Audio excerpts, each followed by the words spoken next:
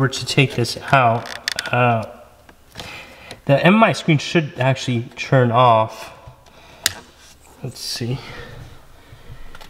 So yeah, it's off, and I have the fuse here. This is just to double check those fuses with the multimeter, just in case sometimes glitches do happen. And so if we put that back, that actually turns back on the MMI. Hey guys, thanks for tuning in again. So today we kind of want to continue looking at, you know, what else can you check when it comes to your MMI? Why is it not turning on? You know, last time we discussed the issue with the fuses in the trunk area, looked at some of ways of how you can check a fuse if it's burnout or not. But I kind of want to go towards kind of the front area and all the fuses here. So one of the fuses that are located is in this area right behind this panel. And I'll take this panel out. We can take a look at it and see what's in there. Just from kind of looking at the layout, this fuse right here does not contain any MMI fuses or any modules from what I'm aware of from my research. But we'll open this up and take a look. Now I don't have a trim opener at all. So what I do, I use a screwdriver. Obviously I don't want to make any indents or scratches, so I put a towel over that screwdriver and I essentially use it as a leverage to open this. Hopefully this works.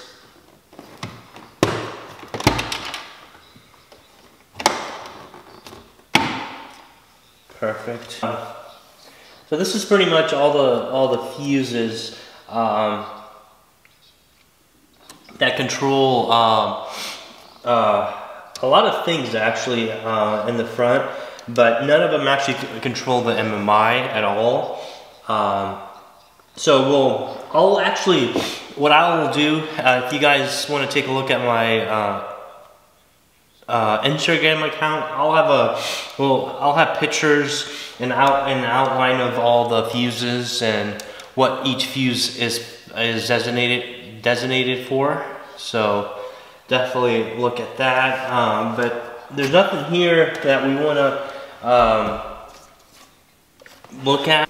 So if we take a look here, all the fuses are here. But once you removed this, there are a couple of fuses on the side. So if obviously if you're looking for a specific fuse, sometimes they're lined up on the sides of the actual box. And usually this would be the black box, grayish and red color. And I'll post more information about that, like a little diagram for each specific fuse box, so stay tuned for that.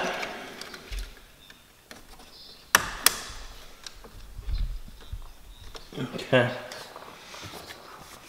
And it's pretty easy to put this back. There's clips that go in. So let's think. And there he goes. Just like that, no issues at all, no scratches. Hey guys, so we're on the passenger side, on the side panel. This would be the second fuse box location. Again, same type of layout here. So obviously, this side is where the MMI fuses are located. Some of them actually are, it's the brown box, so the middle one. So this first one is what actually controls the MMI. And then also there's a third one from the bottom that actually controls the navigation and radio. And so again, I have my multimeter here just for better reference. Just check again to see if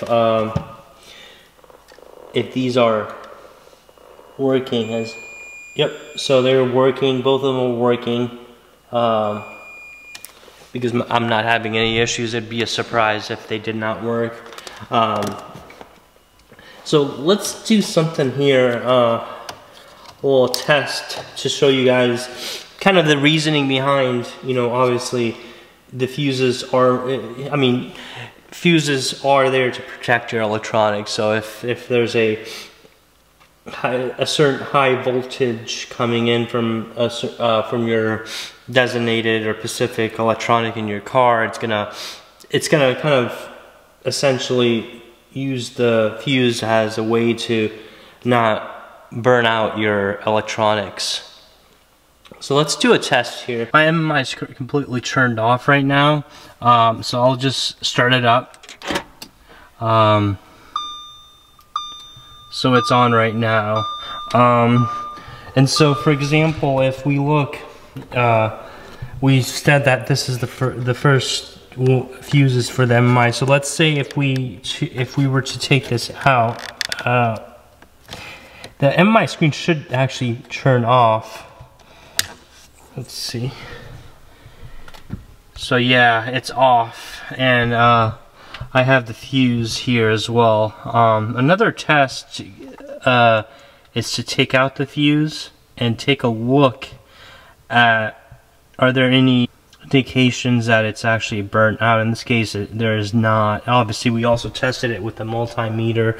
A good idea is to just double check those fuses with the multimeter, just in case sometimes glitches do happen. And so if we put that back, that actually turns back on the MMI. So there's, you know, one culprit to this whole fuse issue where, you know, your fuse might not work, or your MMI might not work, but it's all potentially because of a fuse that has blown out. So, and also something else, you know, we consider, you know, this one's the third one as well. So if we were to take that one out, the MMI would also turn off. Fire is another thing we want to check. And so what happens here is if there is damage to this area, specifically water damage, and this is more common if you have a rear windshield wiper. For example, if you have an SUV or some other type of crossover that has a windshield. And so what has happened, there's been issues where water would get leak through and go into this area where the amplifier is located, and that would cause an issue with the MMI not turning on. Now, for example, your amplifier goes out, maybe from water damage or from any other type of issue that it has encountered, where you have to actually replace it.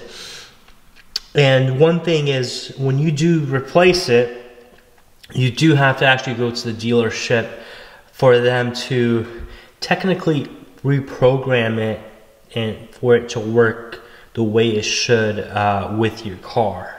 So that's something else you want to take a look at when you're trying to resolve this issue with your MMI. Now, something else that we'll be doing is another video. We'll be assessing.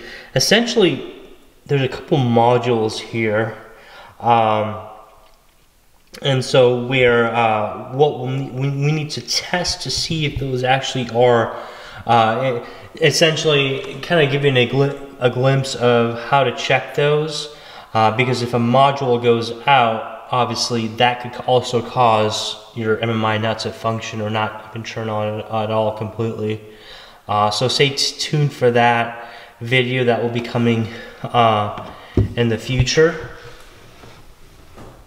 So that's pretty much it for this video. Again, I just want to thank everyone for taking time to watch my video, all the comments, any support. Definitely appreciate it. And then definitely stay tuned for more videos in the future.